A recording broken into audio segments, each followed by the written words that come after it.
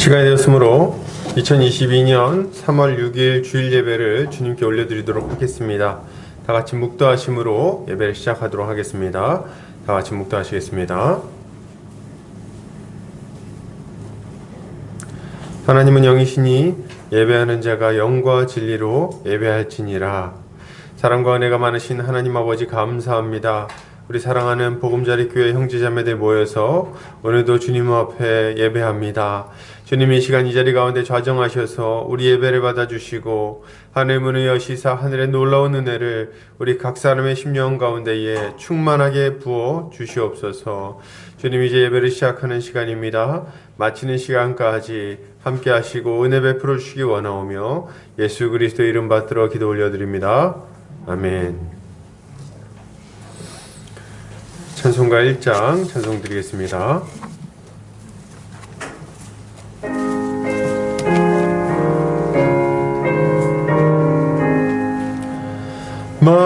만복의 근원 하나님 온 백성 찬송 드리고 저 천사여 찬송하세 찬송 성부 성자 성령 아멘.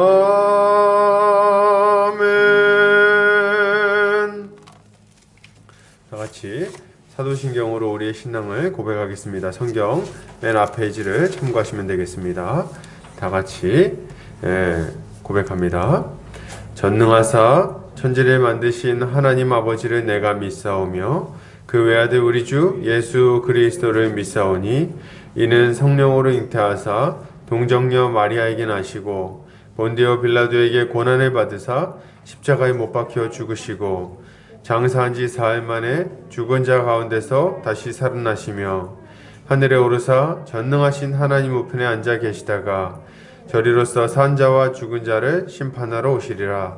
성령을 믿사오며 거룩한 공회와 성도가 서로 교통하는 것과 죄를 사하여 주시는 것과 몸이 다시 사는 것과 영원히 사는 것을 믿사옵나이다.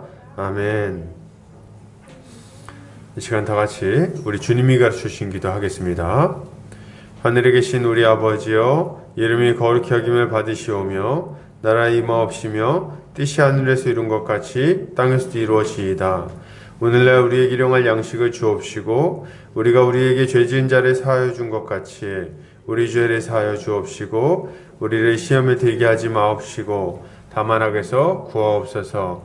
대개 나라와 권세와 영광이 아버지께 영원히 있사옵나이다. 아멘. 이 시간 우리 한 주간의 삶을 돌아보면서 주님 앞에 우리의 죄를 고백하고 회개하는 시간 갖도록 하겠습니다. 주님 앞에 불순종했던 것들이 있다면 이 시간 고백하고 주님의 은혜로 깨끗하게 해달라고 다같이 간구하겠습니다.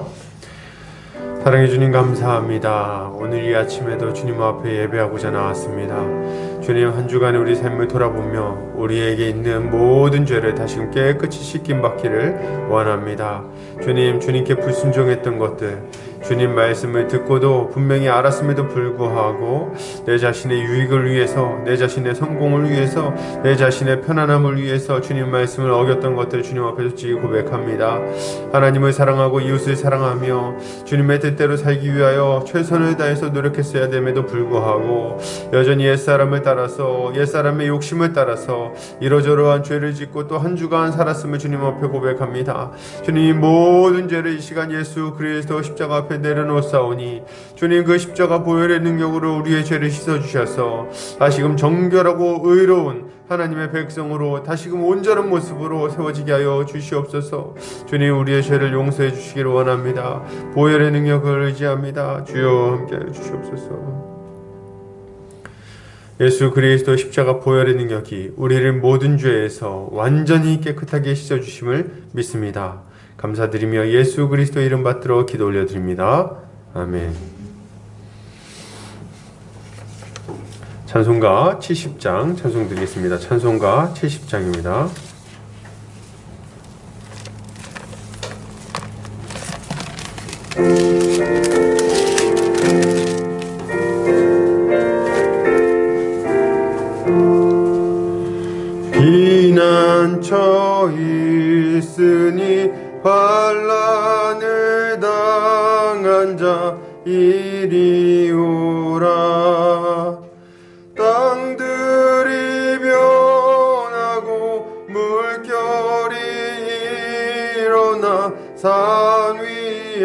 넘치되 두렵지 않네.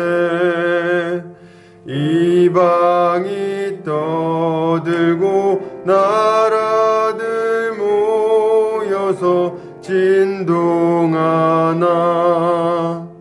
우리 주 목소리 한 번만 바라면 천하의 모든 것 망하겠네. 만유주 하나님 우리를 도우니 피난처요. 세상의 난리를 그치게 하시니 세상의 창검이 쓸데없네. 높으신 하나님 우리를 구하니 할렐루야.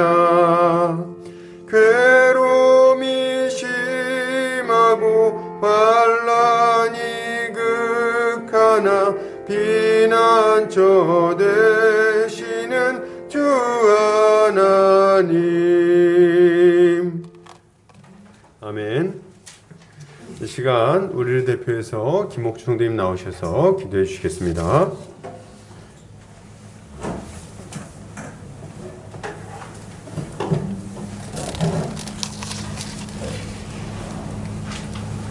여호와는 나의 능력과 찬송이요 또 나의 구원이 되셨도다. 의인들의 장막에는 기쁜 소리, 구원의 소리가 있으며 여호와의 오른손이 높이 들렸으며 여호와의 오른손이 권능을 베푸시는도다. 아멘. 영원 전부터 계셔서 만물을 창조하시고 주관하시는 크신 하나님 아버지, 죄의 고통 중에 있는 자들을 긍휼히 여기시고 예수 그리스도로 말미암는 구원을 베풀어 주심에 모든 감사와 영광과 찬양을 올려드립니다. 우리 인생이 예수 그리스도의 반석 위에 다시 세워져 주님 안에서 의인으로 살아가게 하셨사오니 존귀한 주님의 이름을 높이며 기뻐 노래하나이다. 우리를 하나님의 아름다운 계명으로 훈계하시고 이 땅에서의 영적 전투를 성령님의 인도하심을 따라 잘 싸워나가게 하여 주시옵소서. 하나님, 우리가 우리 주 예수 그리스도를 바라보며 주의 거룩함과 주의 겸손함을 닮아가게 하여 주시옵소서. 또한 우리 안에 여전히 남아있는 유약함과 무지와 불순종의 죄악들을 십자가의 보혈로 깨끗하게 씻어 주시옵소서. 인간의 마음을 꿰뚫어 보시며 우리의 부르짖음에 응답하시는 선하신 하나님, 지금 세계는 전쟁의 고통으로 울부짖는 자들을 불쌍히 여겨 주시옵소서. 명분 없이 무력으로 생명을 짓밟는 악한 자들을 심판하여 주시고 속히 이 전쟁이 끝나게 하여 주시옵소서. 주님, 전염병 또한 약화되었다고는 하지만 엄청난 기세로 퍼져나가고 있고 사망자도 늘고 있습니다.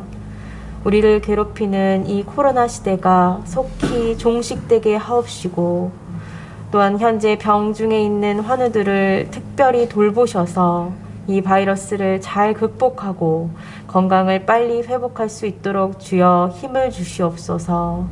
또한 이 나라 이 민족에게 크신 은혜를 베푸셔서 곧 마무리될 대통령 선거에서 하나님을 경외하고 국민을 위해 일심 봉사할 위정자가 뽑힐 수 있도록 은혜 베풀어 주시옵소서. 하나님이 세우신 교회들이 복음의 진리 위에 바로 서고 교회로서 빛과 소금의 역할을 잘 감당해 나갈 수 있도록 도와주시옵소서. 주님, 우리 보금자리 교회를 이 지역 가운데 두셨사오니 갈급한 영혼들을 불러 모아주시고 예수 그리스도의 복음과 교회와 하나님 나라를 힘차게 전할 수 있게 하여 주시옵소서. 하나님과 예수님을 알아가는 지식과 지혜가 커지게 하시고 말씀을 따라 서로 사랑하며 섬기고 함께 영광스러운 하나님 나라의 완성을 소망하며 다름질해 나가는 우리 교회가 되게 하여 주시옵소서. 하나님, 오늘 단 위에 세우신 안종현 목사님께 성령의 능력과 지혜를 넘치게 부어주셔서 존엄한 하나님의 말씀이 정확하고 바르고 또 풍성하게 선포되게 하여 주시고 듣는 우리의 마음판에 잘 새겨지게 하여 주시옵소서. 하나님의 은혜를 간구하며 말씀 앞에 더욱 겸손해지기를 간절히 원하나이다. 우리의 예배를 받아 주시옵소서. 우리를 구원하시기 위해 십자가를 기꺼이 지신 우리 주 예수 그리스도의 이름으로 기도드립니다. 아멘.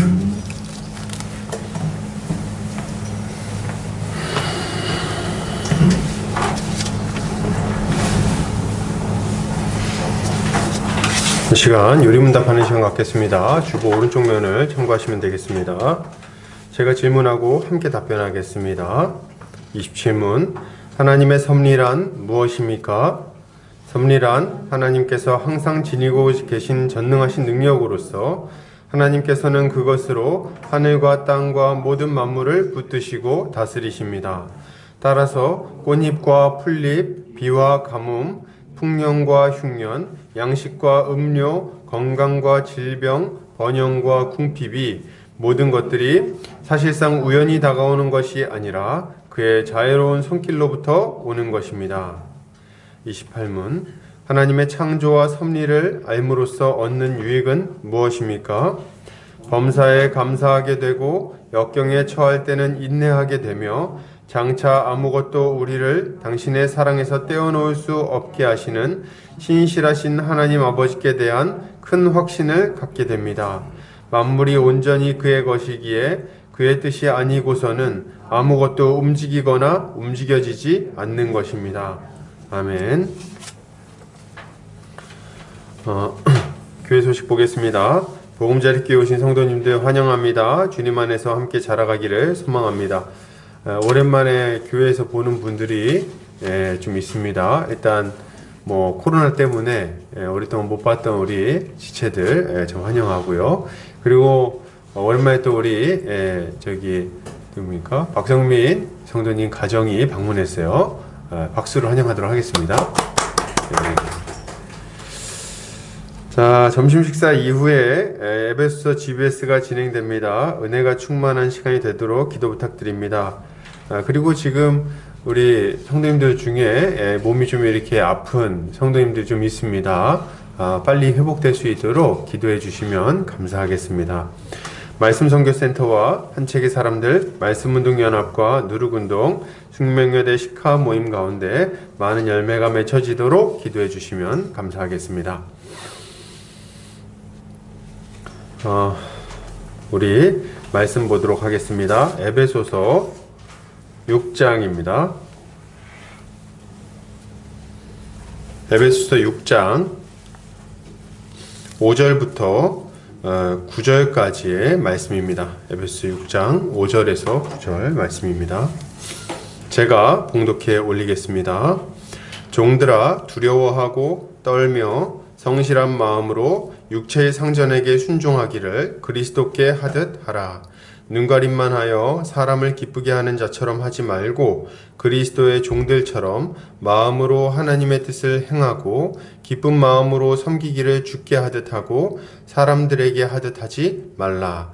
이는 각 사람이 무슨 선을 행하든지 종이나 자유인이나 주께로부터 그대로 받을 줄을 알미라. 상전들아 너희도 그들에게 이와 같이 하고 위협을 그치라. 이는 그들과 너희의 상전이 하늘에 계시고 그에게는 사람을 외모로 취하는 일이 없는 줄 너희가 알미라. 아멘. 에베소서 6장 5절에서 9절까지 권위에 순종하라 라는 제목으로 말씀을 나누도록 하겠습니다. 우리는 지금 에베소서 본문을 살펴보고 있습니다. 계속해서 연속해서 살펴보고 있는데요. 특별히 이 6장, 5장 후반부와 6장 넘어오면서 우리는 가정 의무 목록을 좀 배우고 있어요. 그래서 우리가 이 땅에서 어떻게 하나님의 법에 순종하며 거룩하게 살아갈 것인가, 그 디테일한 영역들을 살펴보고 있습니다. 특별히 이 가정 의무 목록, 그러니까 남편과 아내의 법칙부터 이 종과 상전에 관련한 이야기까지, 이 내용은 제5계명과 관련된 이제 가르침이라고 볼 수 있습니다. 10계명 중 제5계명이라고 할 수 있겠죠. 그래서 이 5계명을 기초로 우리가 하나님이 세우신 질서에 어떻게 순복해야 되는가, 그렇게 할 때 어떤 복이 우리에게 주어지는가, 이런 것들을 계속 살펴보고 있었던 거예요. 우리 하이데베르그 요리문답 104문답 제5계명 설명하는 하이데베르그 요리문답인데요. 거기에 뭐라고 되어 있냐면 이렇게 되어 있습니다. 하나님께서는 제5계명에서 무엇을 요구하십니까? 이렇게 할 때 내 아버지와 어머니뿐 아니라 나에 대해 권위를 가진 모든 사람에게 모든 공경과 사랑과 충성을 나타내고, 이렇게 되어 있어요. 그러니까 이 윗사람들과의 어떤 관계를 어떻게 형성할 것인가에 관련된 얘기죠. 그러니까 권위자들에게 우리가 어떻게 순복할 것인가, 우리는 신자는 권위 앞에서 어떻게 태도를 가져야 하는가, 이런 것들에 대해서 우리가 배울 수 있다는 거예요. 웨스트민스터 대요리문답 24문답에서 이렇게 얘기합니다. 5계명의 부모는 누구를 뜻하는가? 이렇게 할 때 5계명에 있는 부모는 혈육의 부모뿐 아니라, 잘 들으세요, 혈육의 부모뿐 아니라 연령, 은사의 모든 윗사람과 특히 하나님의 규례에 의하여 가정, 교회, 국가를 막론하고 우리 위에 있는 권위의 자리에 있는 자들을 뜻한다. 이렇게 되어 있어요. 그러니까 5계명에서 우리에게 공경하라고, 복종하고 순종하라고 명령하는 대상은 누구냐? 했을 때 부모만이 아니라 부모를 기초로 해서 교회의 지도자들과 국가의 지도자들이라고 말할 수 있는 거예요. 그리고 일상생활에서는 우리의 상급자들이라고 말할 수 있는 거죠. 우더른들, 상급자들. 그래서 권위 있는 자들 아래서 우리가 이 권위 아래 순복하는 것을 명령하고 있다는 겁니다. 사도 바울은 에베소서의 말미에 이 얘기를 아주 자세히 풀어서 다뤄주고 있는 거예요. 남편과 아내에서 특별히 남편의 권위에 복종하라. 그리고 나서 뭡니까? 부모와 자식 간의 관계에서 부모의 권위에 복종하라. 그 다음 뭡니까? 그 다음 종과 상전의 관계에서 상전의 권위에 복종하라.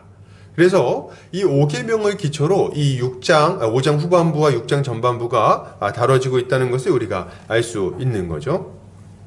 그러면 바울이 이 에베소서 말미에 이제 이 복음에 대해서 다루고, 그리고 거룩에 대해서 다루면서 이제 마지막 적용을 다루는 요 중요한 부위에 왜 이 이야기를, 이런 내용을 다루고 있을까요? 왜 권위에 순종하는 이야기를 다루고 있을까요?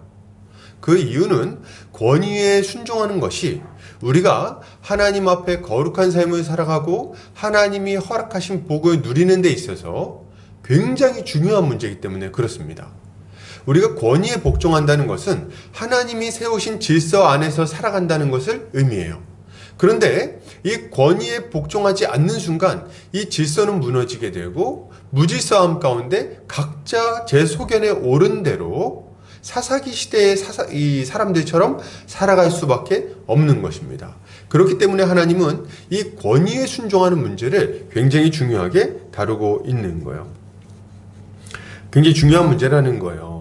그런데 이렇게 권위에 순종하라고 명령할 때 이 시대의 많은 사람들이 반감을 갖습니다. 그걸 쉽게 받아들이질 않아요. 권위? 아우, 벌써 이렇게 부담스럽고 싫다는 느낌을 딱 받는 거죠. 왜 그렇습니까? 그 이유는 뭐냐면 옛날에만 해도 그렇게까지 권위에 대한 반감이 있지는 않았어요. 근데 시대가 바뀌면서 이 시대의 시대 정신이 많이 바뀌었어요. 이 시대의 시대 정신이 권위를 싫어하고 권위를 배척하는 시대 정신이 시작되었기 때문에 그거에 우리도 지금 영향을 받고 있는 거예요. 이 시대를 포스트 모더니즘 시대라고 말합니다. 포스트 모던이라고 부르는데 탈현대 시대라고 말할 수 있겠죠. 이 시대의 특징은 뭐냐면 탈권위라고 할 수 있어요. 권위를 인정하지 않습니다. 권위를 인정하지 않고 모든 종류의 권위를 부정해요. 종교의 권위라든지 국가의 권위, 남성의 권위 뭐 이런 것들을 다 부정합니다. 왜 그럴까요? 이유가 뭐냐면 권위를 권력이라고 생각하기 때문에 그래요. 그래서 권력을 가진 자들이 권위를 이용해서 자신의 권력을 계속해서 부당하게 유지하면서 약한 자들의 것을 착취한다는 생각이 좀 있는 거예요. 이 시대 정신 안에는. 그래서 모든 종류의 권위를 부정하고 기존의 질서를 부정하고 새로운 것들, 그러니까 각자 자기 소견에 옳은 대로 사는 것이 최선이다 이렇게 생각을 하는 것이 이 시대의 정신이라고 할 수 있겠죠. 그래서 포스트 모던 시대의 큰 특징은 절대적인 진리가 없다고 가르친다는 데 있습니다. 절대적인 진리를 가르치지 않아요. 그래서 포스트 모더니즘, 이 시대의 시대 사상이 뭔가요? 정의해 주세요. 이렇게 얘기하면 정의할 수가 없어요. 왜냐하면 너무 다양한 얘기를 하는데 그거를 다 맞다 그래요. 그래서 절대적인 진리는 없다 이렇게 가르치는 시대라는 거예요. 모두가 옳고 절대적인 진리는 없고 모두가 각자 권위를 가지고 있다. 이것이 이들의 주장입니다. 그래서 이 시대의 사람들은 각자 자기 소견에 옳은 대로 살아가는 거예요. 그래서 뭐 권위를 인정하는 데 있어서 이런 것들을 굉장히 어려워합니다. 그래서 이 시대 뭐 어렸을 때부터 이런 분위기 속에서 자라온 친구들은 잘 받아들이기 힘들어요. 옛날에는 부모님이 뭐 이렇게 아빠나 엄마가 그죠? 아버지나 어머니가 너 이렇게 해. 그러면 자녀는 꼼짝 못하고 순종했어야 됐어요. 그죠? 그거에 대해서 크게 뭐 문제의식을 못 느꼈습니다. 부모가 때리는 문제에 있어서도 이렇게 부모가 때리면은 그냥 당연히 맞아야 되는 줄 알았어요. 그리고 또 뭐 저는 이렇게 맞고 자라진 않았습니다. 근데 이제 아무튼 그랬다는 거죠, 분위기가. 또 학교에서는 어떻습니까? 학교에서는 선생님의 권위가 대단했어요. 그래서 선생님이 어떻게 말하거나 뭐 이렇게 하면은 그거에 대해서 반감을 가지고 이렇게 대든다 이런 거는 거의 상상하기 힘들었습니다. 국가는 어때요? 제 어렸을 때만 해도 국민의례 이거를 조회 때마다 했어요. 조회 때마다. 그래서 이게 그 어디를 가든 옛날 무슨 영화에도 이제 그런 장면이 나왔는데 부부싸움 하다가 그 애국가인가요? 뭐가 나오니까 딱 국기에 대한 경계를 하는 거예요. 부부싸움 하다가. 그래서 이제 그 정도로 어떤 권위에 대한 순종이 굉장히 익숙해 있는 세대였다. 근데 벌써 이 시대 사상 자체가 굉장히 많이 바뀌고 있는 거예요. 요새 누가 그런 생각합니까? 오히려 반대로 생각하죠. 국가가 뭔데? 뭔데 내 권위를, 내 권리를 침해해? 뭐 이렇게 나온다든지, 선생님이 뭔데 저한테 뭐라 이래라 저래라 합니까? 이렇게 한다든지, 아니면 엄마 아빠가 뭘 알아요? 뭐 이렇게 한다든지 말이죠. 그래서 기존의 어떤 권위들을 너무 쉽게 부정하는 세대가 됐어요. 그런 사상이 모든 종류의 매체에 알게 모르게 녹아져 있고 우리는 그 영향을 아주 자연스럽게 흡수하면서 살아가고 있는 겁니다. 이게 TV 프로그램, 드라마, 혹은 영화, 혹은 뭐 이렇게 유튜브 영상물, 아니면 기타 여러 것들, 책이라든지 모든 부분에서 이런 메시지들이 우리에게 영향을 끼치고 있는 거예요. 그런데 우리 이런 영향력 하에 살아가고 있을 때 생각해야 돼요. 그러면 이런 사상이 맞는가? 이런 시대 흐름이 맞는가? 이런 것들을 우리가 인정하고 그것이 옳다고 생각하고 절대적인 진리나 권위가 없다고 생각하며 우리 각자의 소견에 옳은 대로 살아가는 것이 괜찮다고 이야기하는 것이 맞는가? 이걸 좀 생각해야 된다는 거예요. 여러분, 이런 가르침은요, 이 사상은 틀린 말입니다. 잘못된 사상이에요. 왜 그렇습니까? 성경은 절대적인 권위를 가지고 계신 하나님이 살아계시며 절대적인 진리가 있고 이 진리의 기초에서 옳고 그른 것도 또한 아주 분명히 있다고 말하기 때문입니다. 그래서 우리는 이런 것들에 대해서 자연스럽게 받아들이면 안 된다는 거예요. 물론 우리는 권위주의가 잘못됐다고 생각합니다. 권위주의는 잘못됐어요. 권위주의는 권위를 가진 사람이 다른 사람을 자기보다 낮추어 보면서 자기의 권위로 그들을 억압하거나 자기의 의견, 자기의 뜻을 관철시키거나 할 때, 이럴 때 이제 그 권위주의라고 우리가 말하면서 그걸 좀 우리가 배척하죠. 그런 것들은 이제 우리가 잘못됐다고 분명히 알 수가 있습니다. 그런 건 배척해요. 그런 종류의 권위주의는 우리가 안 좋은 걸로 알죠. 그러나 우리는 이런 잘못된 권위주의와, 잘 들으세요, 권위주의와 권위는 구분할 수 있어야 돼요. 권위주의는 우리가 받아들일 수 없지만 권위는 인정해 줘야 된다는 거예요. 이 두 가지를 우리가 구별하지 못할 때 문제가 생기는 거예요. 여러분 생각해 보세요. 만약 모든 영역에서 권위를 인정하지 않는다면, 권위자를 인정하지 않는다면, 어떤 사람이 권위를 가지고 있다는 걸 인정하지 않는다면, 그럼 어떤 문제가 생길까요? 여러분, 국가의 권위를 인정하지 않으면 어떻게 됩니까? 사회는 순식간에 무질서해질 것이고, 그리고 나아갈 방향을 잃어버리게 될 거예요. 순식간에 무질서해지게 될 겁니다. 사람들은 사회의 어떤 법규, 규례 이런 것들에 따르지 않을 거예요. 그리고 그게 뭔데? 내가 왜 지켜야 돼? 내 마음대로 살 거야. 법을 안 지킨다는 얘기잖아요. 순식간에 무정부 상태가 돼서 무질서가 온 세상에 가득하게 될 겁니다.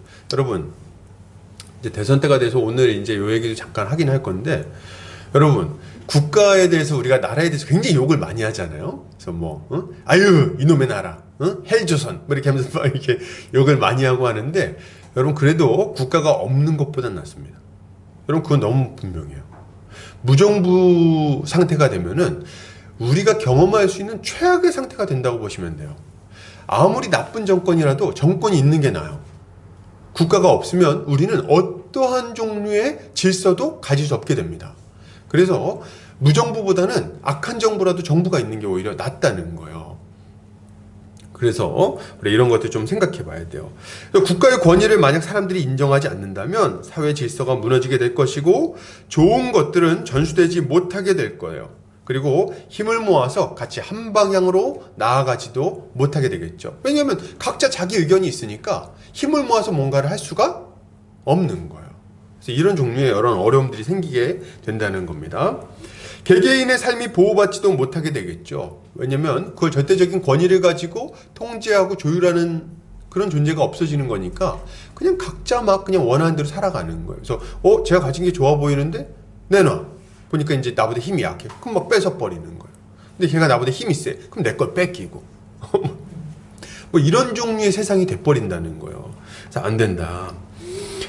마찬가지로 국가의 권위가 무너지면 정말 이런 끔찍한 사태가 막 발생합니다.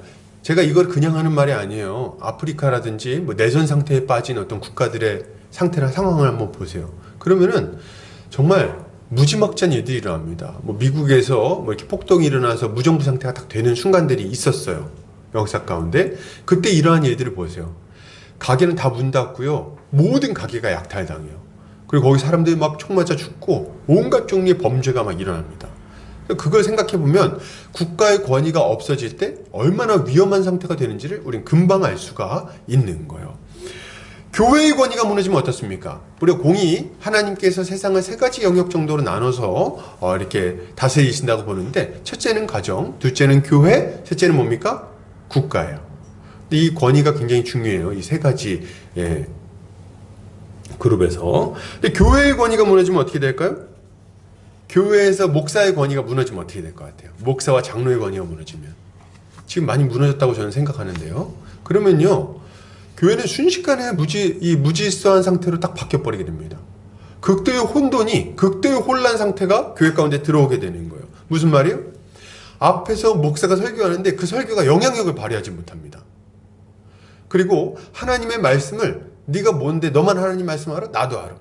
이렇게 돼버리는 거예요. 그래서 각자 자기 속에는 옳은 대로 신앙생활을 해버립니다. 근데 그렇게 할 때 어떤 문제가 생기냐면, 우리는 제2계명을 어길 확률이 극도로 올라가게 돼요. 뭐예요? 하나님께서 정하신 예배 방식을 떠나서 각자 자기의 속에는 옳은 대로 하나님을 예배하는 사사기 시대와 같은 형태가 되고, 그리고 우상숭배를 하면서도 그것이 우상숭배인지 모르는 상태가 막 될 수 있다는 거예요. 그래서 여러분 보세요. 출애굽기에 보면 모세가 없으니까 어떤 문제가 생깁니까? 모세가 시내산에 올라갔어. 그러고 없어. 그러니까 밑에 있는 사람들이 뭐예요? 금송아지를 만들어 놓고 거기다가 막 절하고 막 예배를 드리고 있는 거예요. 춤을 추면서. 그러면서 뭐라고 부릅니까? 이렇게 불러요.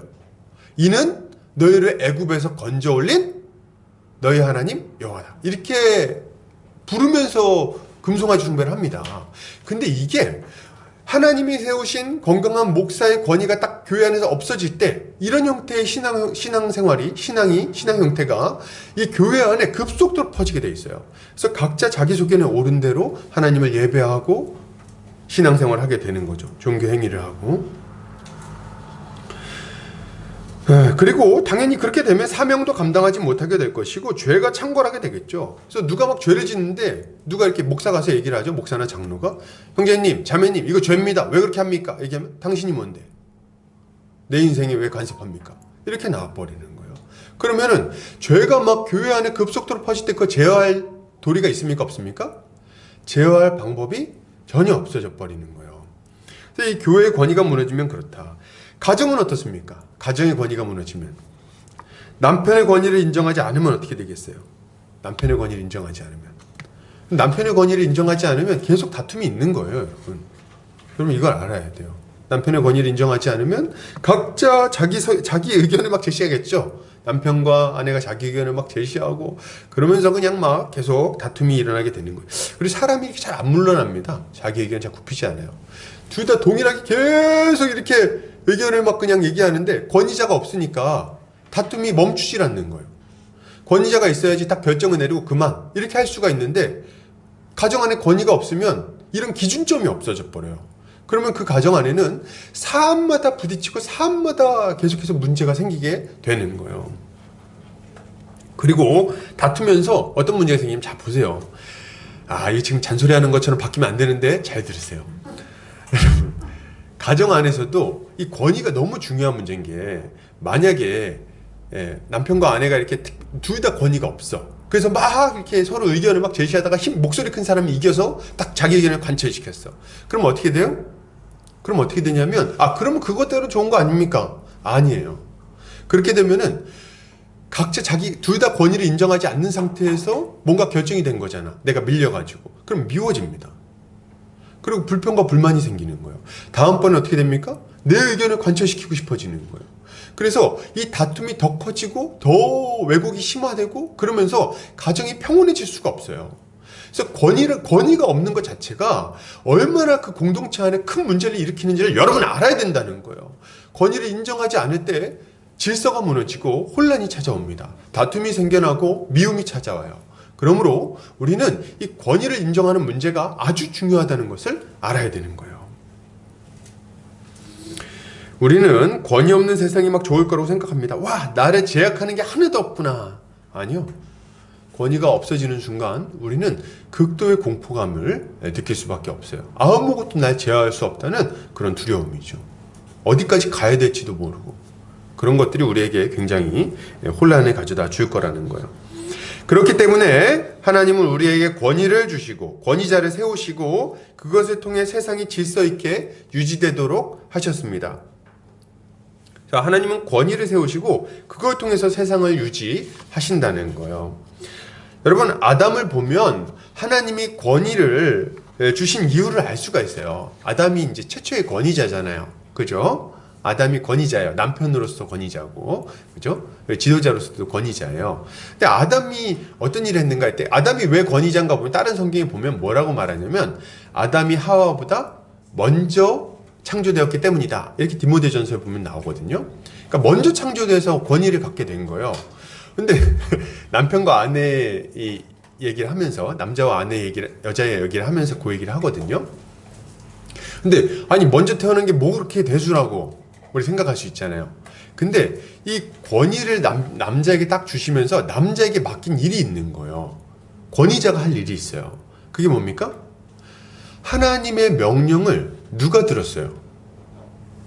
남자가 들었어요. 여자는 그 이후에 창조됩니다. 그러면 하나님이 주신 이 진리, 하나님의 명령과 질서, 그것을 전달할 사람이 누구밖에 없는 거예요? 남자밖에 없는 거야. 그러니까 남자는 자기가 가지고 있는 권위를 가지고 이게 하나님 뜻이야 이렇게 말하는 존재였다는 거예요.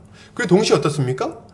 이 남자는 머리로서, 아내의 머리로서 이 아내가, 여자가 이 하나님의 뜻 안에서 그 질서 안에서 이 명령에 순종하며 살아가도록 해야 할 의무가 있었어요. 그래서 선악을 알게 하는 나무 열매는 따먹으면 안 돼. 그리고 하나님이 이 땅을 경작하고 다스리면서 하나님께 영광을 올려드리라 그러셨어. 그래서 나는 지금 이름을 짓고 있었고 넌 날 도우면 돼. 그러니까 이런 거였어요. 그래서 그렇구나. 그럼 같이 하자. 이렇게 해서 같이 하게 되는 거예요. 이 권위의 문제는 평등의 문제와 전혀 상충되질 않아요, 여러분. 권위는 권력 관계가 아닙니다. 권위를 가진 자가 더 높은 자가 아니라는 거예요. 그래서 더 뛰어난 자, 더 나은 자라고 얘기하는 게 아니라 권위를 가지고 질서를 유지하는 역할을 맡았다는 거예요. 그렇기 때문에 우리가 권위를 부정하면 안 됩니다, 여러분. 그래서 권위가 있을 때 비로소 하나님의 뜻이 무엇인지를 알게 되고 질서가, 룰을 정하고 질서를 유지할 수 있는 거예요.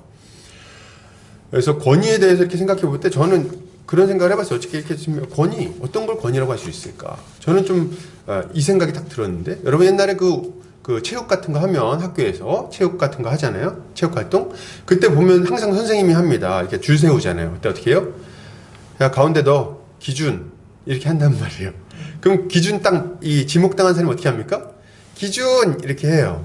그러면 양팔 간격 좌우로 벌려 이렇게 하잖아요. 그러면은 누구를 기준으로 삼아서 쫙 움직여집니까? 기준을 중심으로 해서 자리를 다 잡는 거예요. 이 기준을 움직이지 않고 그 자리에 딱 서 있어야 되는 겁니다. 이게 권위자의 역할인 거예요. 그래서 권위를 받은 자는 이 기준과 비슷해요. 기준을 잡고 그리고 거기서 자기가 기준이 되어서 다른 것들이 질서를 유지할 수 있도록 그 역할을 감당하는 게 권위자의 역할입니다. 그래서 이제 우리가 이 권위자가 참 중요하구나, 권위를 우리가 무시하면 안 되는구나, 이런 거 알 수 있는 거죠. 정리해 보면 권위자에게 맡기신 일들은 이런 겁니다. 규칙을 알려주고 규칙에 따라 질서를 유지하는 것, 그리고 이 권위에 순종하는 자들이 그 안에서 질서 있게 살아가도록 하는 것, 이것이 이제 권위를 맡은 자들의 이제 해야 할 일이라고 할 수 있는 거죠.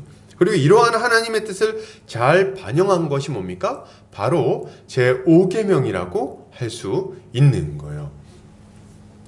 여러분, 자카리우스 우르시우스라는 분이 계십니다. 우르시누스 뭐 이렇게 부르곤 하는데요.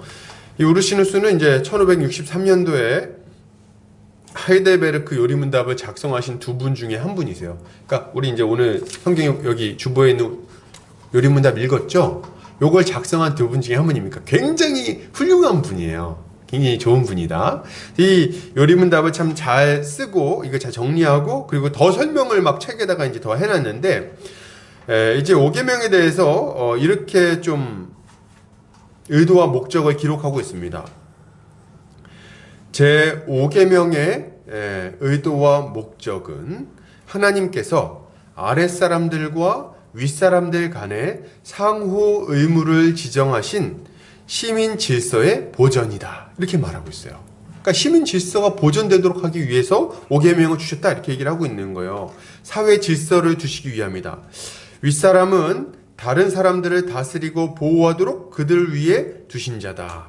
잘 다스리고 인도하고 보호하도록 그들 위에 두신 사람이고, 아랫사람은 하나님이 다른 사람 아래에 두고 그들의 다스림과 보호를 받도록, 그래서 일정 기간 동안 자라가도록 또 성장해 가도록 하신 자들이다, 이렇게 정리를 하고 있어요. 그러니까 이 5계명은 결국 뭘 목표로 하고 있는 겁니까? 뭐예요? 5계명을 통해서 질서를 세우고, 그리고 이 질서를 통해서 권위자들이 이 아래에 있는 사람들, 권위 아래에 있는 사람들을 다스리고 보호하도록 하는 것, 이것이 5계명의 목적이라고 할 수 있는 겁니다.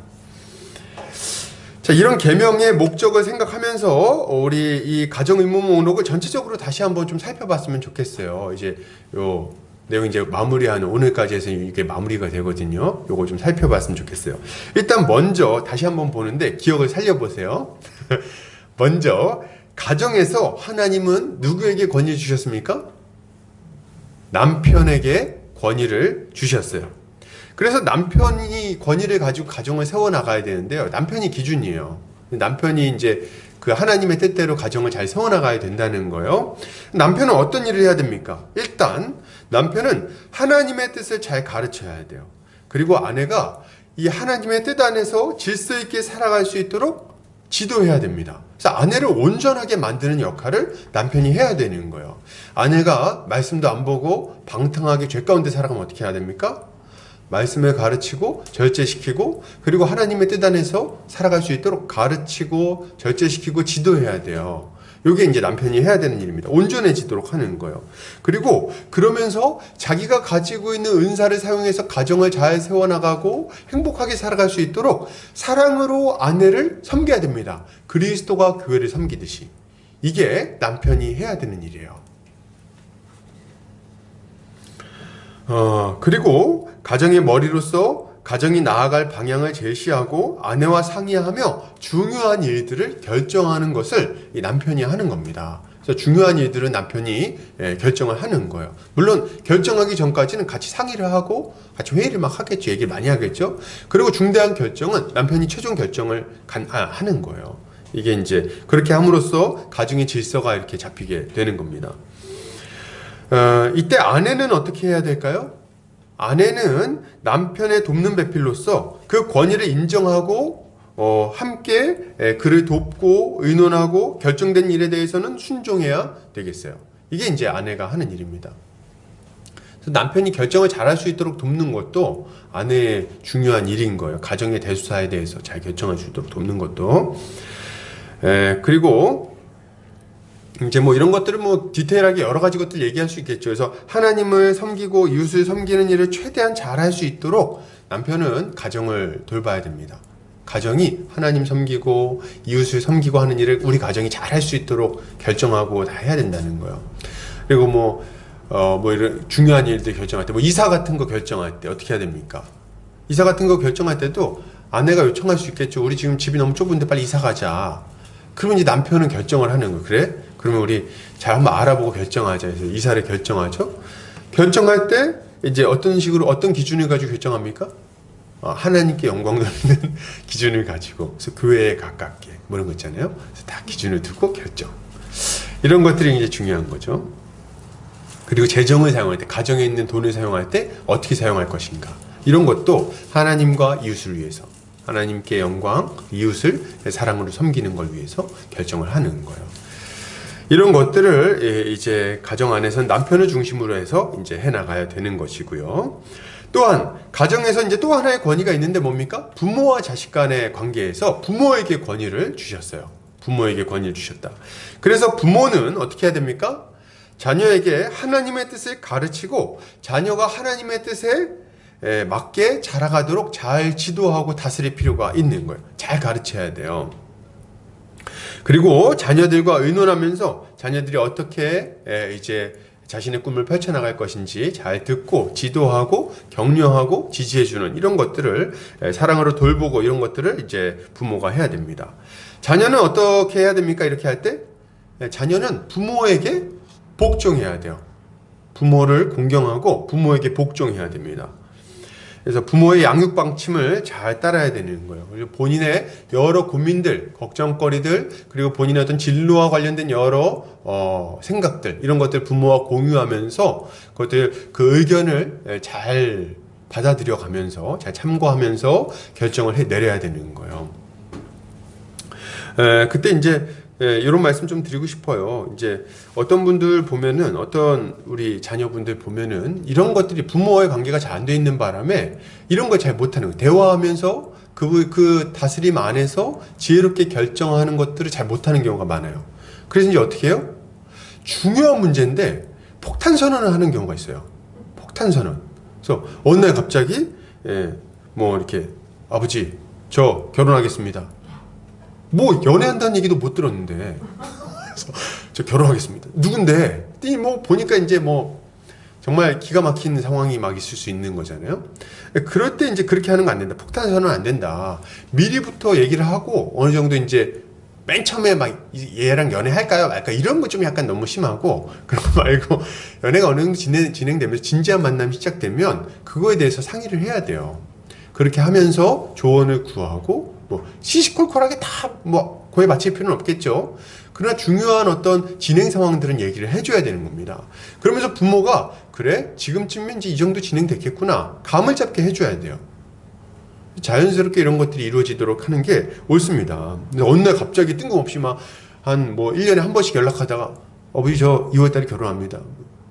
12월인데 지금 2달 후에 결혼한다고 엄청 그러면 안 되겠죠. 폭탄 선언 안 돼. 진로도 마찬가지.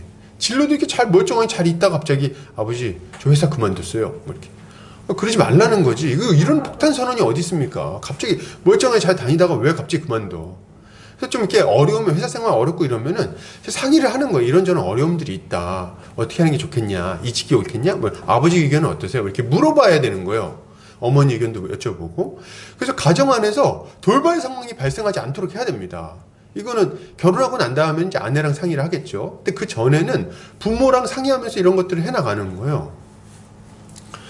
그리고 또 부모의 권위를 인정하지 않는 아주 극단적인 경우가 있는데 뭐 부모님하고 이렇게 의견을 교류하다가 부모님이 내 의견을 안 받아줘. 그럼 어떻게 해요? 그럼 어떻게 해야 됩니까?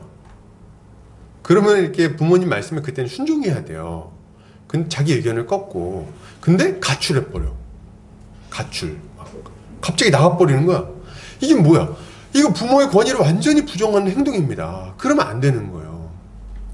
안 돼. 가출 안 돼. 이건 부부관계에서도 해당돼요. 같이 막 얘기하다가 뭐가 안 맞는다고 갑자기 막 가출하고 그러면 안 돼요. 가출 안 된다. 뛰쳐나가면 안 돼. 어떻게 해야 됩니까? 잠깐 바람 좀 쐬고 올게. 그러고 나가든지. 그건 괜찮아. 근데 막 다시 보지 말자. 그러고 막 짐 싸갖고 나가. 안 됩니다. 이런 거. 그런 거 옳지 않아요. 그리고 교회 이제 가정 안에서는 이렇게 권위를 우리가 인정하고 권위 안에서 가정을 세워 나가야 돼요. 그리고 교회에서는 어떻습니까? 교회에서 하나님은 누구에게 권위를 주셨나요? 목사와 장로에게 권위를 주셨습니다. 목사와 장로에게 권위를 주셨어요.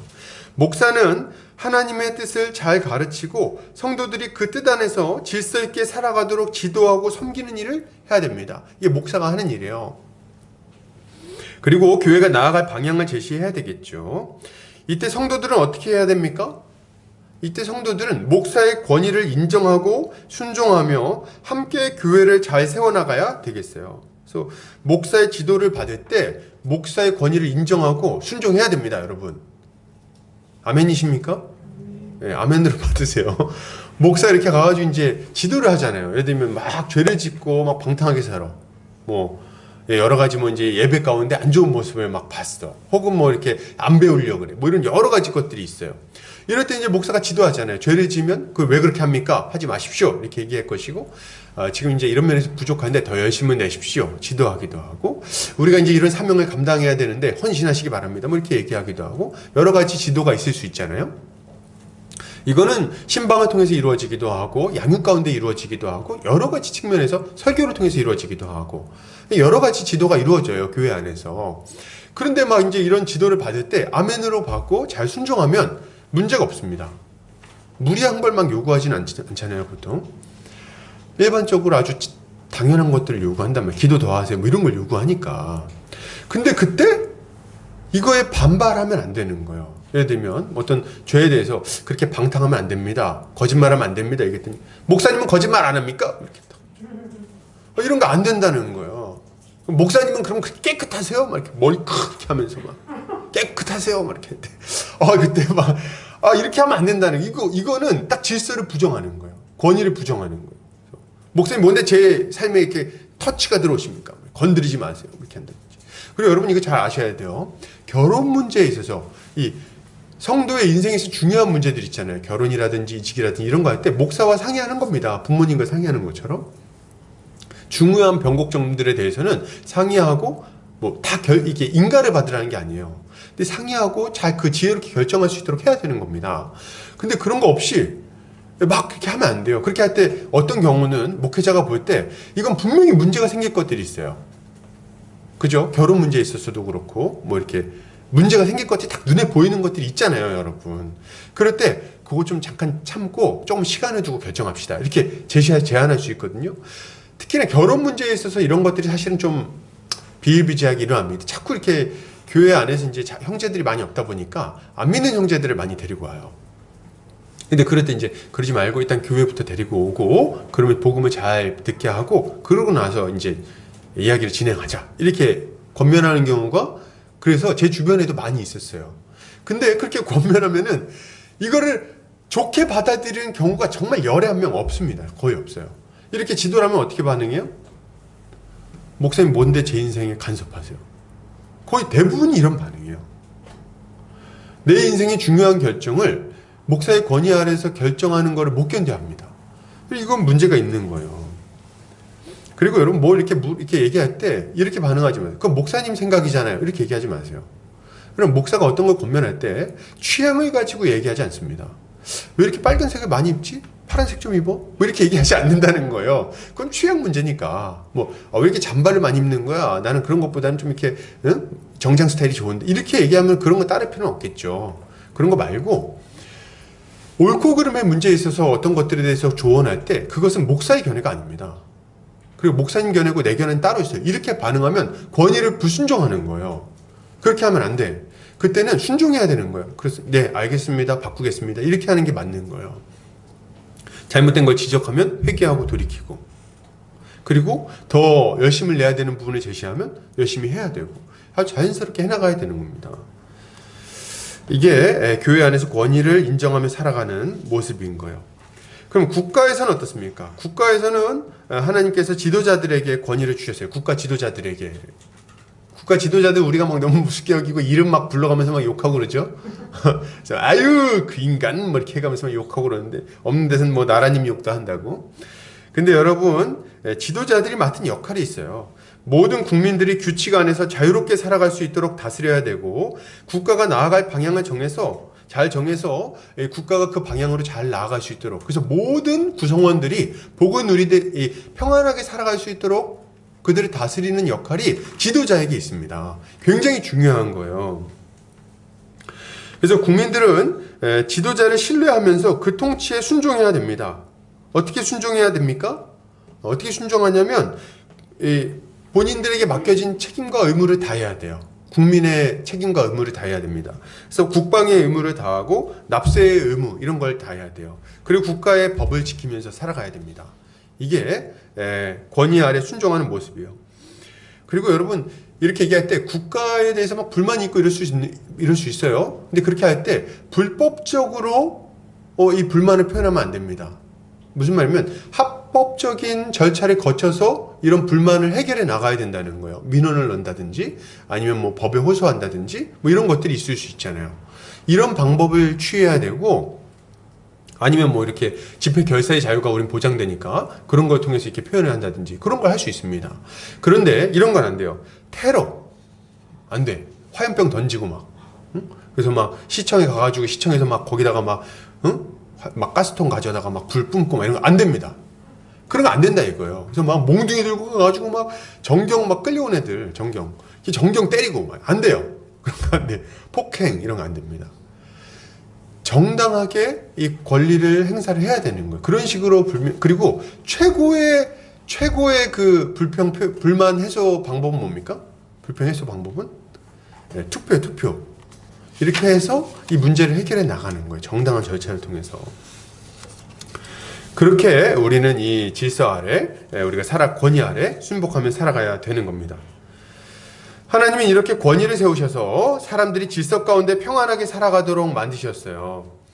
그런데 이렇게 제가 이렇게 얘기를 하다 보니까 이런 질문이 있을 수 있어요. 목사님, 알겠어요. 제가 알겠는데 권위자들에게 순종하면서 질서를 지키며 살아가는 거 알겠는데, 근데 목사님, 문제가 있지 않습니까?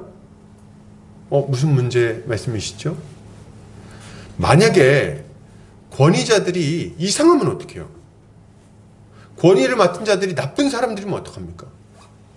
그래도 순종해야 됩니까? 이때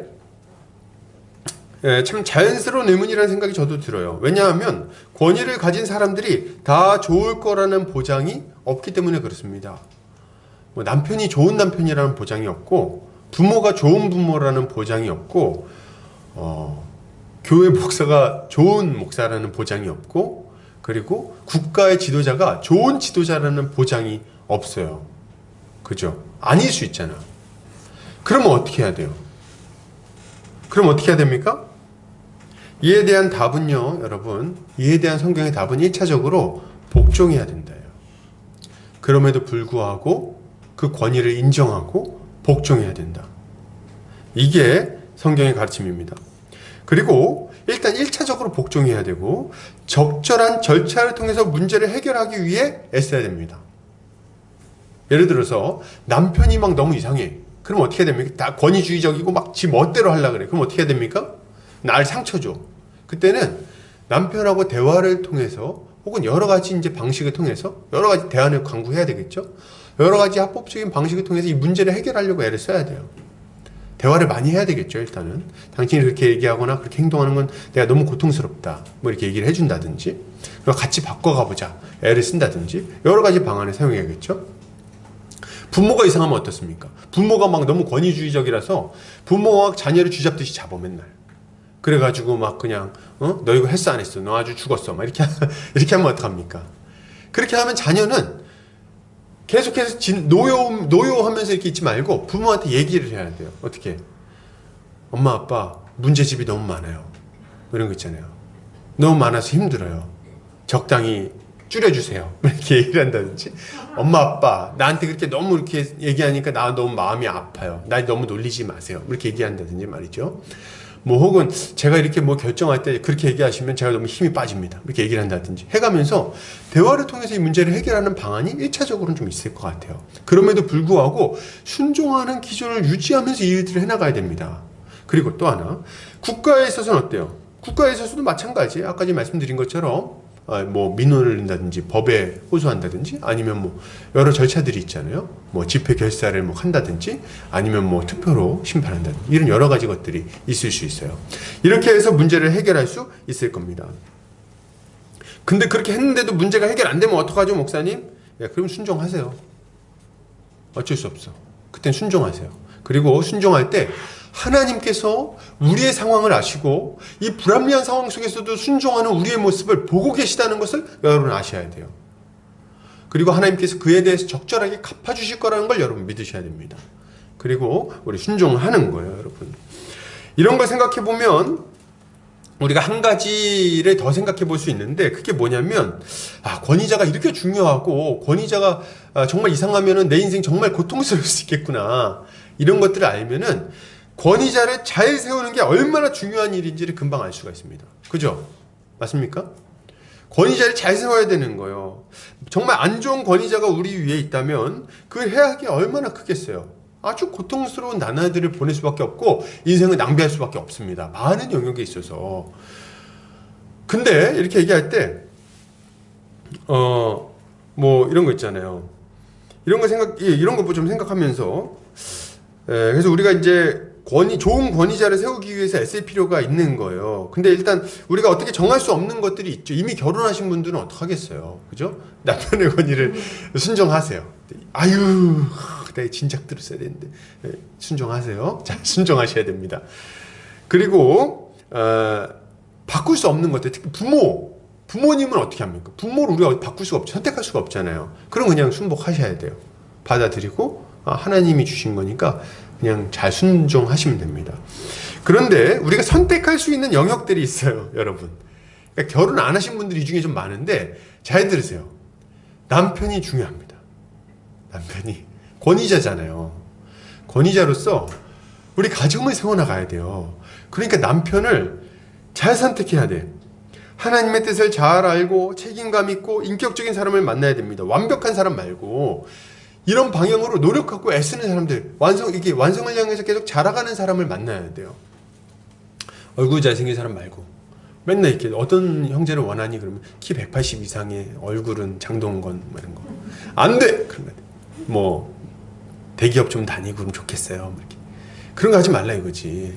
여러분, 빌 게이츠가 이혼했어요? 빌 게이츠가 이혼했습니다. 이혼 2년간의 이혼 조정 기간을 가지고 빌 게이츠가 부인이랑 이혼했는데, 부인이 이혼한 이유가 뭔지 압니까? 부인이 이혼한 이유가 빌 게이츠가 너무 방탕해서 너무 고통스럽다는 거예요. 이게 참 기가 막힌 일이죠. 그가 가지고 있는 것들이 나의 문제를 해결할 수 없었다, 이렇게 얘기를 했어요. 빌 게이츠는 전 세계 최고의 부자예요. 근데 그 문제를 해결할 수 없는 거예요. 가정의 문제를. 여러분, 이런 걸 좀 보고 이런 얘기를 듣고 좀 깨달음을 얻으세요, 제발. 좋은 직장, 돈 많이 버는 남편이 최고의 남편이 아니라는 걸 여러분 믿으시기 바랍니다. 제발 덕분에. 그래서 그런 사람 만나면 안 되고, 이렇게 그런 걸 막 그냥 추구하다가 나중에 이제 결혼하면 진짜 나중에 알아서 하세요. 고생해도 어쩔 수 없습니다. 그러면 진짜. 또 교회 목사도 잘 선택해야 돼요, 여러분. 교회에서 태어났으면 어쩔 수 없어요. 자라나세요. 근데 그거 말고 교회 목사도 여러분 잘 선택해야 돼요. 교회를 정할 때.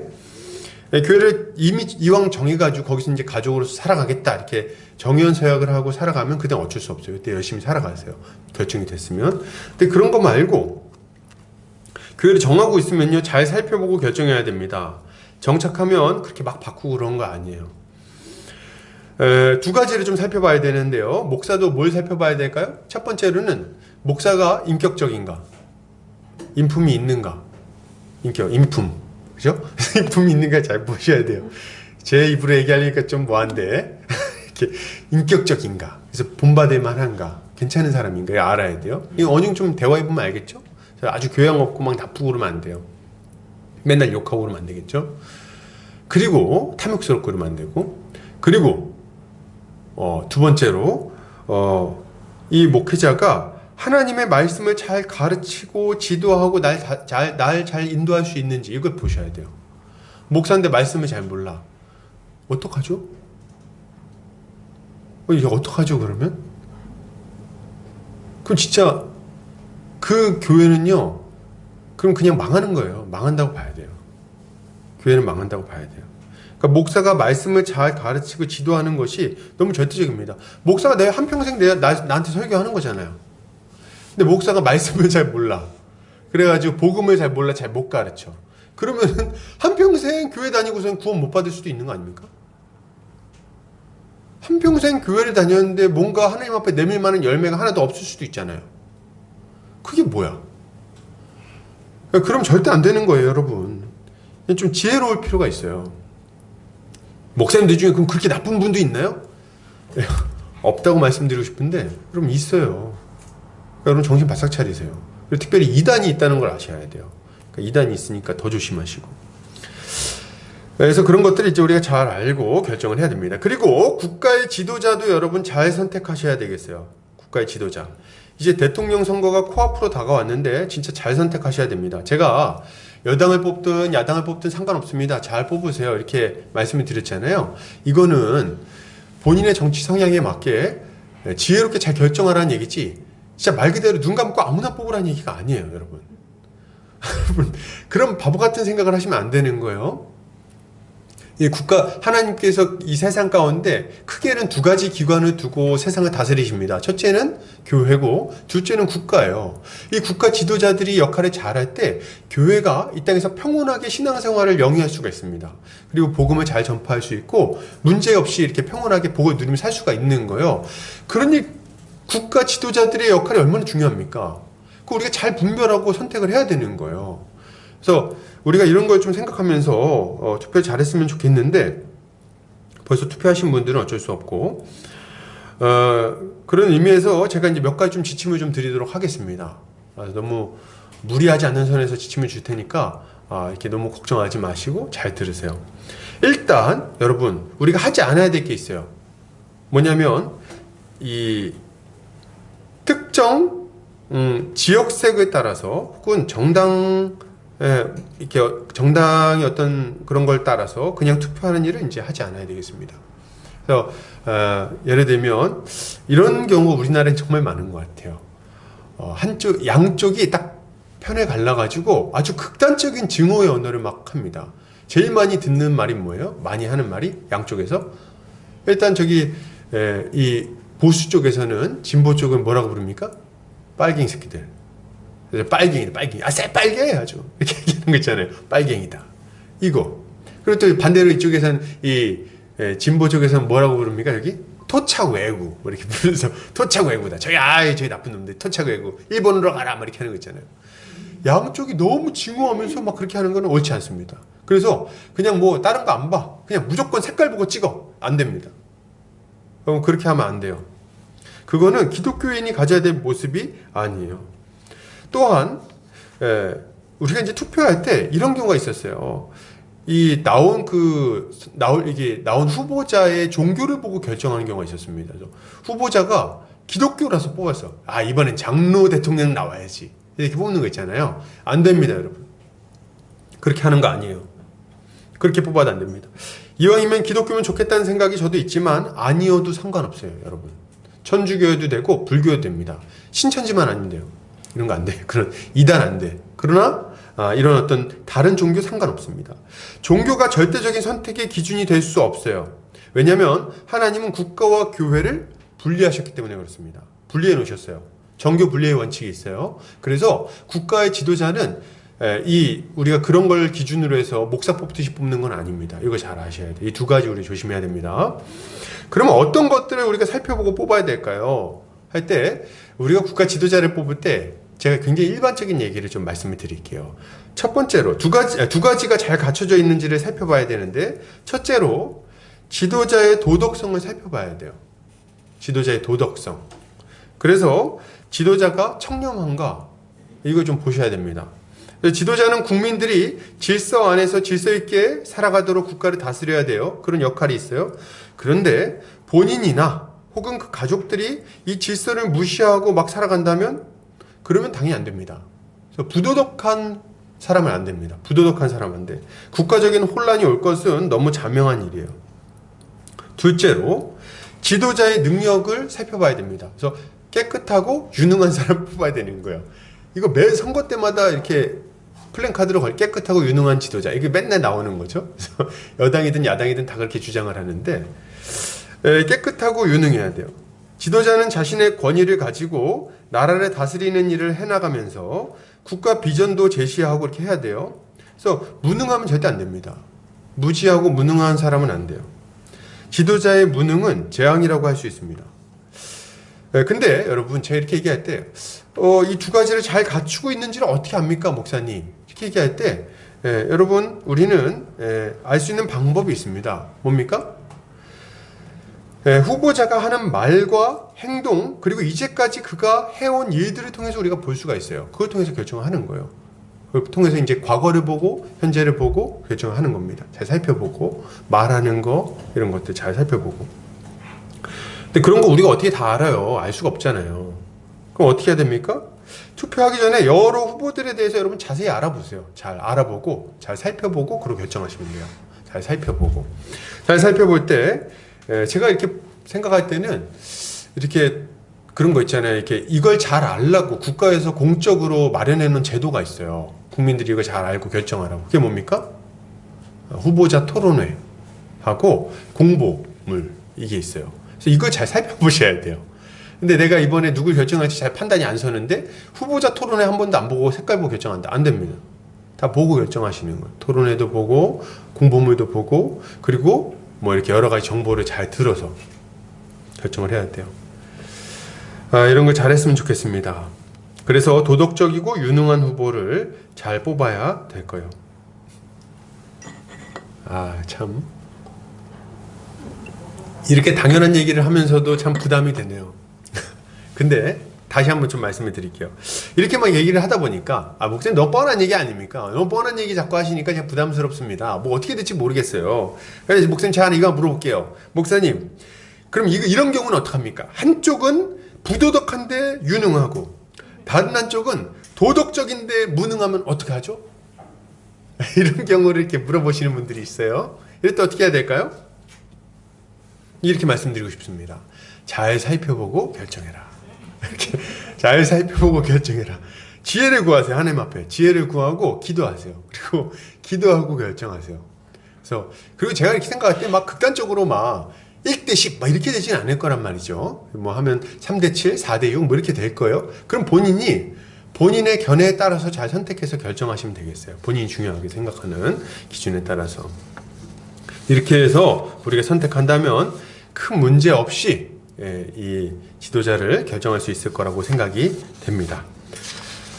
자, 우리가 이제 전체적으로 한번 쫙 살펴봤는데요. 제가 좀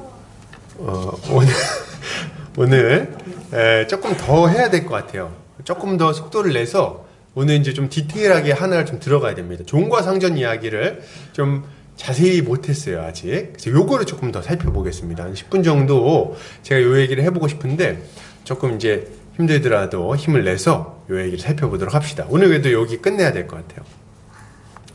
자, 그러면 우리가 이제 이런 큰 영역들, 가정에서, 그리고 교회에서, 국가에서 어떻게 권위에 순종하며 질서 있게 살아갈 것인가는 배웠어요.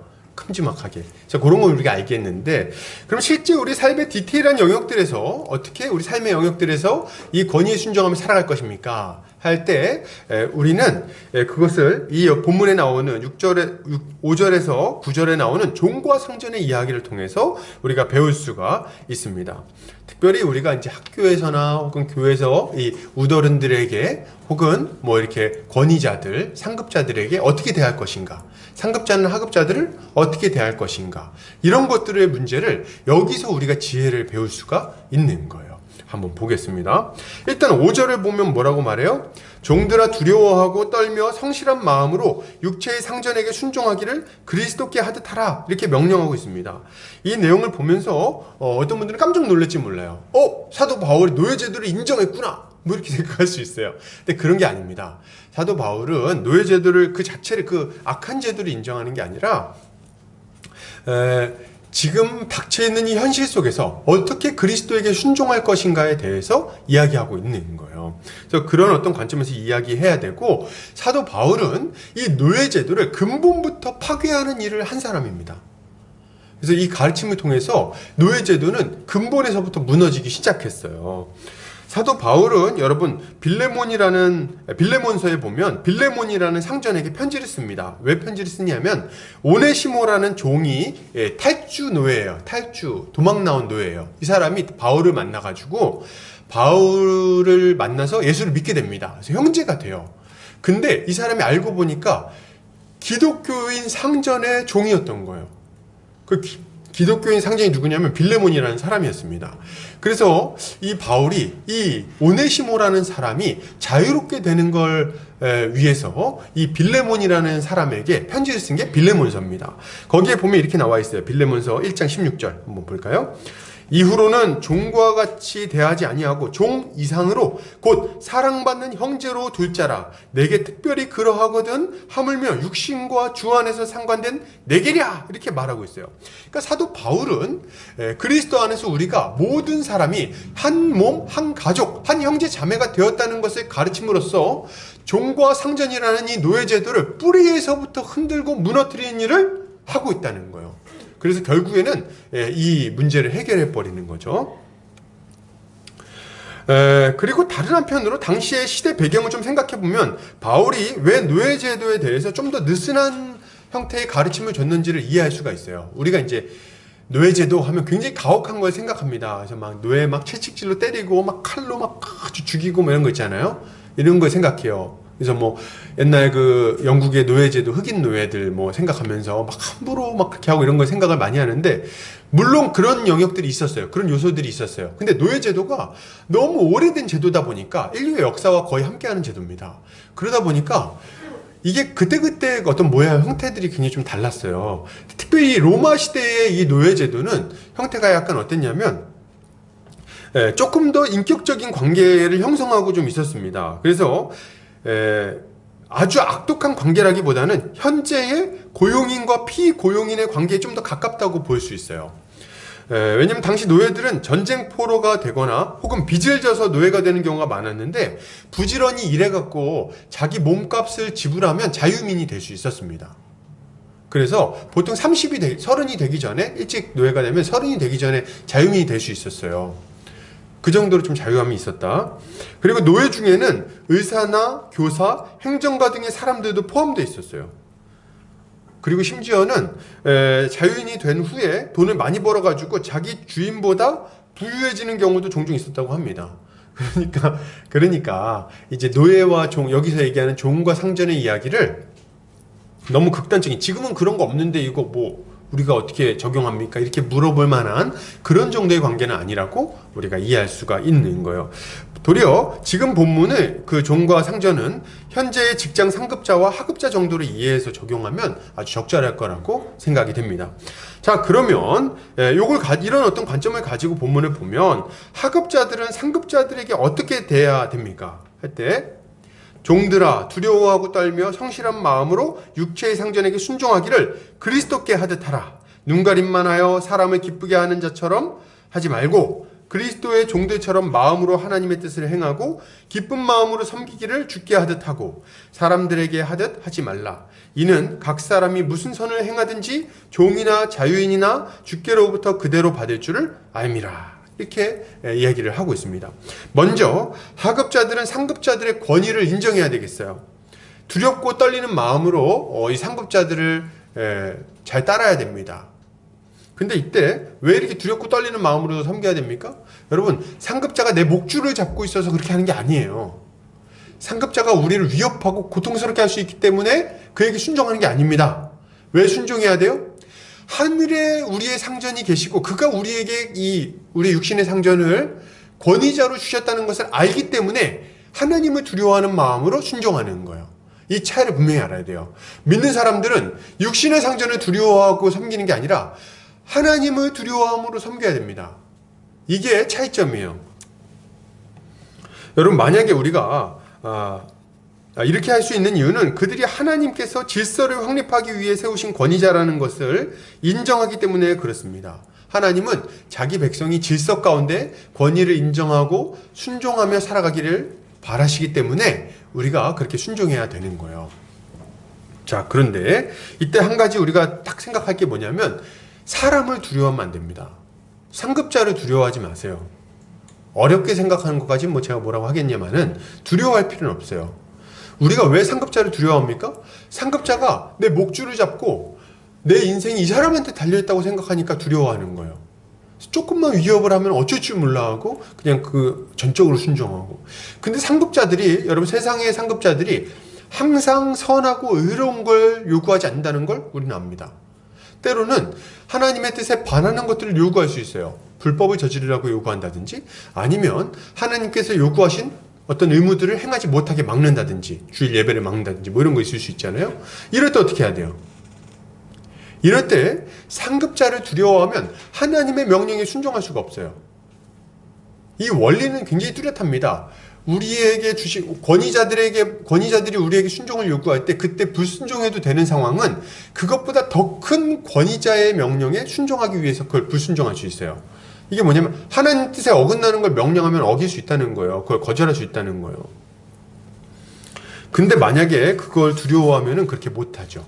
그래서 그 악한 명령들이 순종할 수밖에 없으니까 그러면 안 됩니다. 우리는 우리의 참된 지도자, 우리의 참된 통치자가 하나님이심을 알고 하나님을 두려워함으로 상전들에게 순종해야 되는 거예요.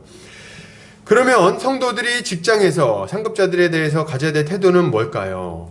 첫째로, 그냥 쭉 빨리 나갈 테니까 잘 들으세요. 첫째로, 성실한 마음으로 정직하게 전심을 다해서 일을 해야 되겠습니다. 맡겨진 일을. 기독교인인데도 불구하고 직장에서 태만한 태도를 보이는 것은 그리스도의 영광을 가리는 일이에요. 절대 그렇게 하지 마세요.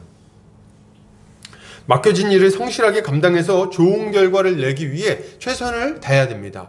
그래서 우리의 성실함과 열심히 한 그런 모습들을 보고 하나님께 영광을 돌릴 수 있도록 해줘야 되는 거예요. 이게 우리가 가져야 되는 모습입니다.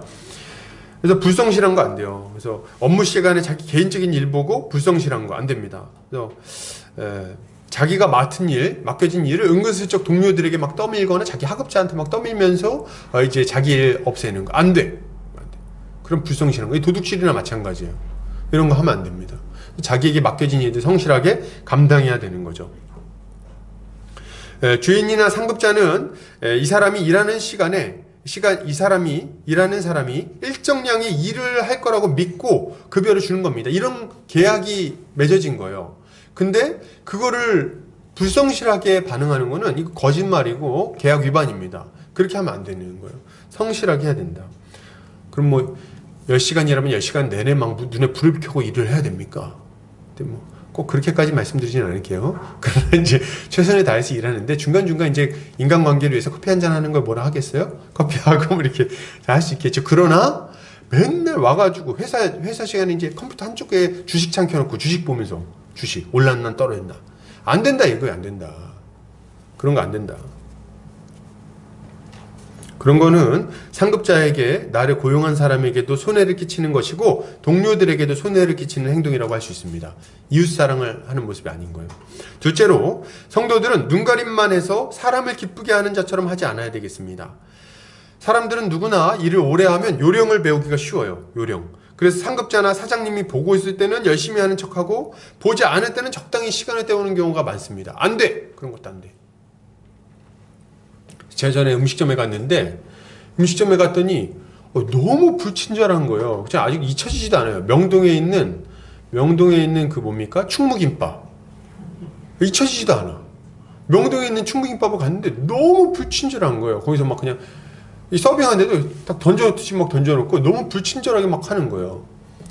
그래서 제가 너무 어이가 없어요. 이걸 이렇게 하는 그 위생 상태는 좀 별로 안 좋은 것 같고 물도 제대로 안 갖다 주고 너무 퉁명스럽고 그래서 아니 지금 싸우자는 건가? 약간 뭐 그 정도로 막 너무 함부로 하더라고요. 근데 보니까 얘기를 들어보니까 이 알바하는 사람들 중에 그런 분들이 있는 거예요. 뭐 사장님 계실 때는 막 열심히 하겠다, 막 이렇게 막 열심히 하고 막 그냥 가서 막 서빙 열심히 막 이렇게 하고 그냥 살갑게 하고 사장이 딱 이제 일 보러 나가면은 딱 태도를 싹 바꾸는 거예요. 그냥 오든지 말든지 먹기 싫으면 나가라 이런 태도를 취하는 거예요.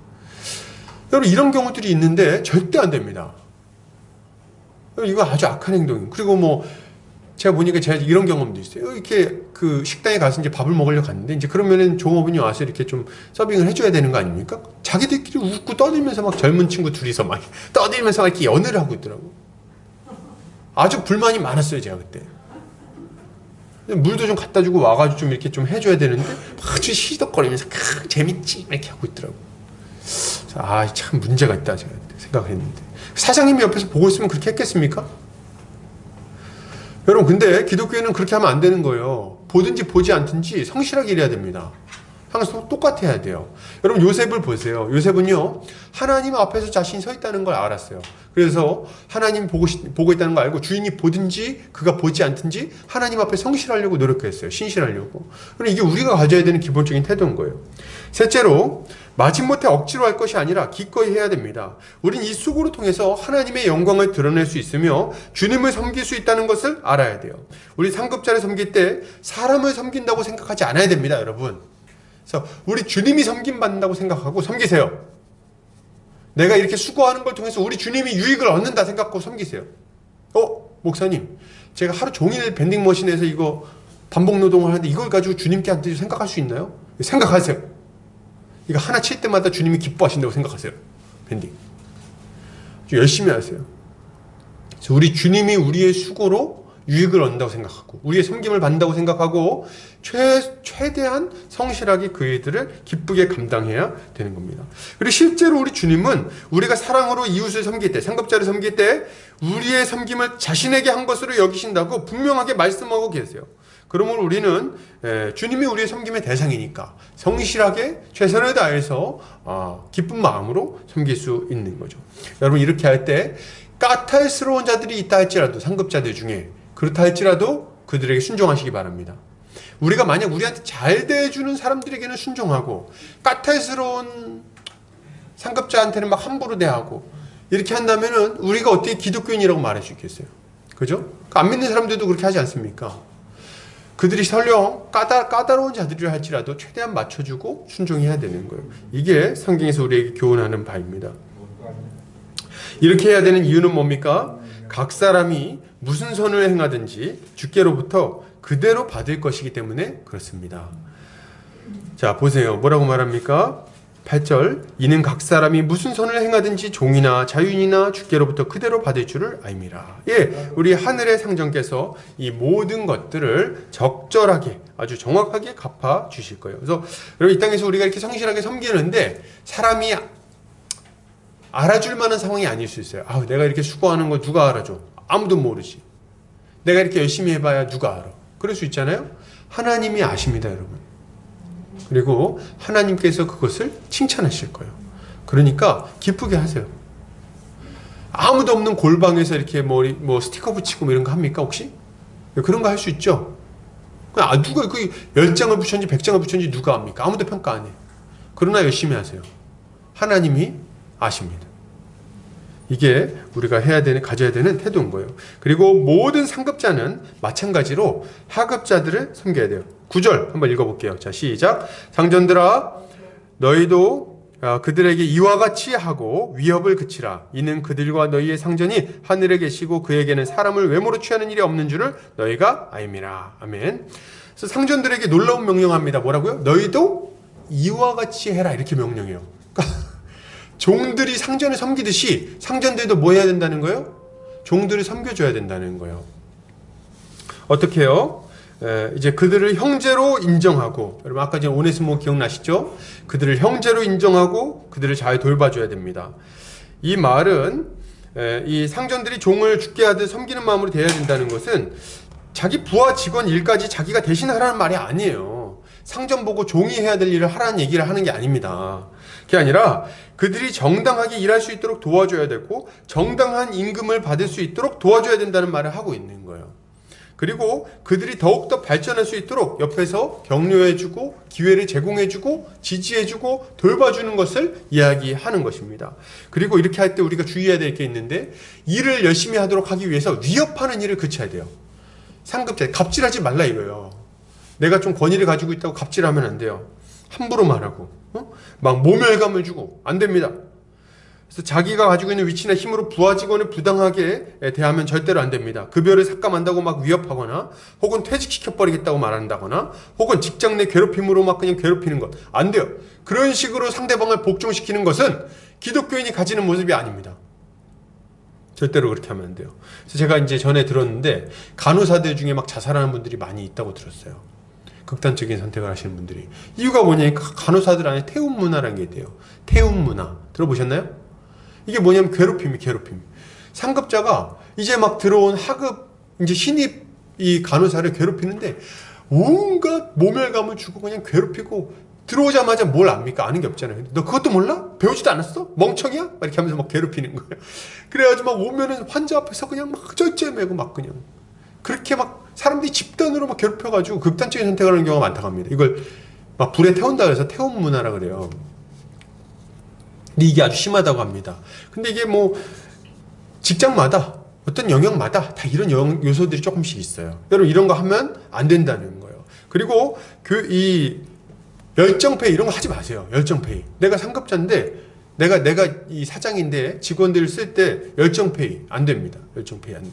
그러니까 정당한 대가를 주고 그리고 그 노동을 제공받으셔야 되는 거예요. 그럼 부하 직원이 잘못했을 때는 어떻게 해야 됩니까? 부하 직원이 잘못했을 때는 이 직원이 잘할 수 있도록 책망하고, 일단 잘못한 걸 지적해줘야겠죠. 그리고 교정하고 잘할 수 있도록 그걸 도와줘야 됩니다. 이런 것들이 이제 해야 되는 일들일 거예요. 이렇게 해야 되는 이유는 뭡니까? 마찬가지로 그들에게 상전이 있기 때문에 그렇습니다. 하늘의 상전이 있기 때문에. 그리고 이 하늘 상전이신 우리 하나님께서는 사람을 외모로 취하지 않고 공정하게 판단하시고 그리고 심판하실 것이기 때문에 우린 이 모든 일에 있어서 공정하게 그리고 정의롭게 행해야 하는 거죠. 이것이 우리가 가져야 되는, 신자로서 마땅히 가져야 되는 모습이라고 할 수 있을 것입니다. 자, 여러분 결론을 드립니다. 여러분, 우리는 하나님이 세우신 권위에 대해서 오늘 배웠어요. 굉장히 다양한 영역을 배웠는데요. 잘 기억하세요. 권위에 순종해야 되겠구나. 그리고 이 하나님이 세우신 권위를 인정하고 그 권위에 순복하는 우리가 되어야 되겠어요. 이렇게 할 때 우리는 하나님이 세우신 질서 안에서 안전하고 복된 삶을 풍성하게 누릴 수 있을 것입니다. 우리 이번 한 주간 우리 주님이 주신 이 질서 안에서 복을 누리는 우리 성도님들 되시기를 주의 이름으로 축복합니다. 같이 한번 기도하겠습니다. 사랑이 많으신 하나님 아버지 감사합니다. 우리 사랑하는 보금자리교회 형제자매들 함께 모여서 주님 앞에 이렇게 말씀을 나누었습니다. 주님, 우리가 주님이 세우신 권위를 인정하고 이 권위에 순종하는 자들 되게 하여 주시옵소서. 권위를 가진 자가 질서를 유지하고 또 보호하며 우리 전체, 이 사회 전체가 복된 방향으로 세워질 수 있도록 애쓰는 자임을 우리가 알고 그 권위를 잘 세워나가게 하여 주시옵소서. 주님, 그리하여 우리 주님이 주시는 그 복을 더 풍성하게 누릴 수 있기 원합니다. 국가에 순종하고 국가의 질서에 순응하고 또 교회의 질서에 복종하며 또 가정 안에서 남편과 부모의 권위를 인정하며 살아가게 하여 주시옵소서. 그리하여 우리의 인생이 질서 잡혀지고 복된 인생으로 잘 세워지게 해주시기를 원합니다. 또한 우리가 상급자들에게 잘 순종함으로 하나님께 영광을 올려드리고 또 기독교인 그리스도인의 그 열매를 그리스도인의 그 빛을 잘 비출 수 있도록 주께서 우리를 잘 사용하여 주시옵소서. 주께서 그런 은혜 베풀어 주시기 원하오며 예수 그리스도의 이름 받들어 기도 올려드립니다. 아멘. 수고하셨습니다. 자, 우리 찬송가 50장 1절 찬송하면서 헌금하는 시간 갖도록 하겠습니다.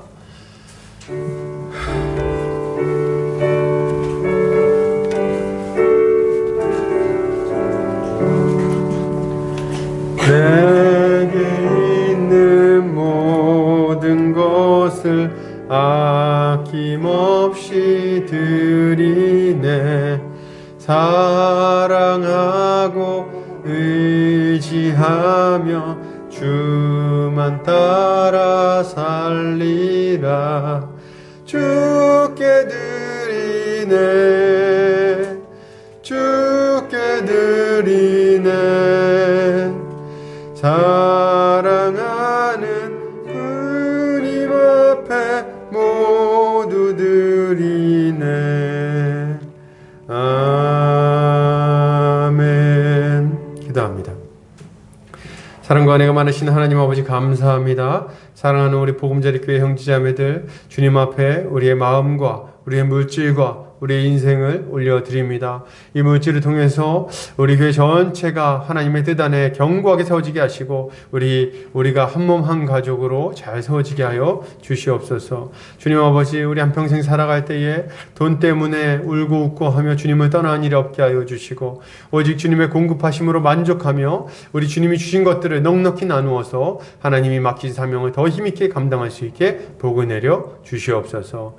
주님, 우리 사랑하는 성도들 믿음을 위하여 기도합니다. 주님 아버지, 성도들 믿음 강하게 하여 주시고 더 힘있게 세워 주시옵소서.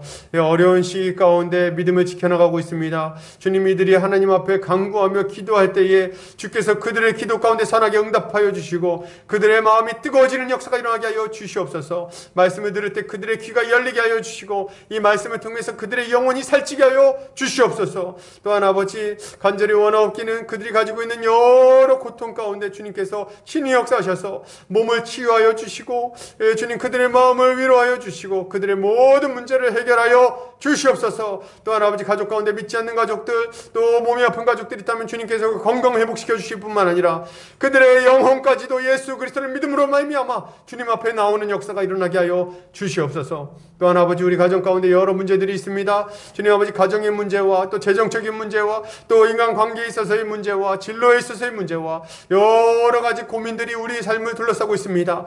이 문제 때문에 주님 앞에 간구하며 기도하는 자들, 주께서 그 기도를 들으시고 선하게 응답하여 주시옵소서. 그리하여 이들이 하나님이 우리를 다스리고 계심과 우리의 기도에 응답하시는 분이심을 명확히 알게 하여 주시옵소서. 주님, 아직 어린 영혼들 주님께서 돌봐주시고 그들이 하나님 말씀 안에서 힘있게 세워질 수 있도록 하나님의 자녀로서 하나님의 일꾼으로서 정말 잘 지혜롭게 성장할 수 있도록 주께서 돌봐 주시옵소서. 이제는 예수 그리스도의 은혜와 하나님의 극진하신 사랑하심과 성령의 감화 감동 교통인도 충만하신 은혜가 이제 하나님이 세우신 권위에 복종하며 하나님께 영광 올려드리고 하나님께 순종하며 살아가기로 결단하는 모든 믿음의 형제자매들 머리 위에, 그리고 이 보금자리 교회 위에 이제로부터 영원까지 함께 있을지어다. 아멘.